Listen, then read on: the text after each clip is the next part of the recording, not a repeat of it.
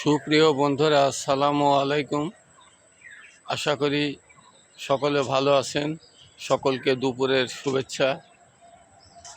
একটি গল্প মনে পড়ে গেল, শুনেছিলাম, অনেকে হয়তো গল্পটা জানতে পারেন, যে এক বিশাল হাতি এক সময়তে কাদায় পড়ে গেছিল। নদী পার হতে গিয়ে হাতিটি কাদায় পড়ে যায় এবং চার পা যখন জেলেদের জালে জড়িয়ে আটকিয়ে যায় তখন নিরুপায় হয়ে গেছিল। নিরুপায় হয়ে জাল যখন ছিঁড়তে না পারে তখন হাতি ইঁদুরকে স্মরণ করে। একটা হাতির কাছে ইঁদুর কিন্তু একটি সামান্য ক্ষুদ্র প্রাণী, যাকে হাতি কোনোভাবে কোনো হিসাবেই ধরে না।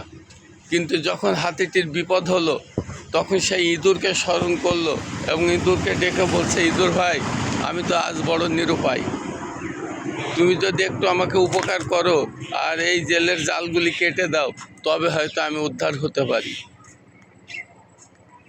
ইঁদুর দেখলো তাই তো, হাতির কাছে তো আমি তুচ্ছ, কিন্তু আজ তো হাতি বড় বিপদগ্রস্ত। ইঁদুর অনেকক্ষণ আপ্রাণ চেষ্টা করে এবং এক পর্যায়ে সে সাকসেসফুল হয়, জাল সমস্ত কেটে তছনছ করে দেয়। হাতিটি তখন হাত পা নেড়ে কাদা থেকে উঠতে শক্তি ফিরে পায়।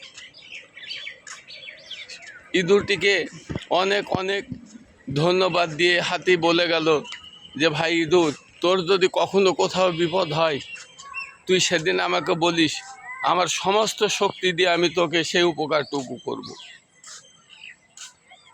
তো ভাই, আমরা সৃষ্টির সেরা জীব মানুষ, আমাদের বিবেক আছে, সব আছে, আমরা কিন্তু মানুষের হয়ে মানুষের উপকারে আসতে চাইনি।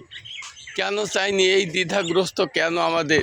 কেন আমরা একজন আরেকজনের উপকার করতে চাইনি?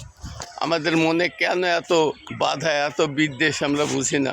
আমরা যারা কন্টেন্ট, আমরা তো কেউ কারোর শত্রু নই, তবে উপকার করতে আমাদের এত কষ্ট লাগে কেন? আমি এটা বুঝে পাইনি।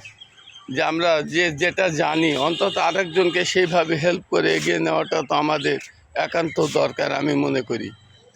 আর আমি শেষ অনুরোধ করব এবং বলবো, মানুষ মানুষের জন্য। আসুন আমরা সকলে মিলেমিশে কাজ করি, সবাই সবাইকে এগিয়ে নেওয়ার চেষ্টা করি, এই প্রত্যাশা ব্যক্ত করছি। আমি বুলু দাদু। আসসালামু আলাইকুম।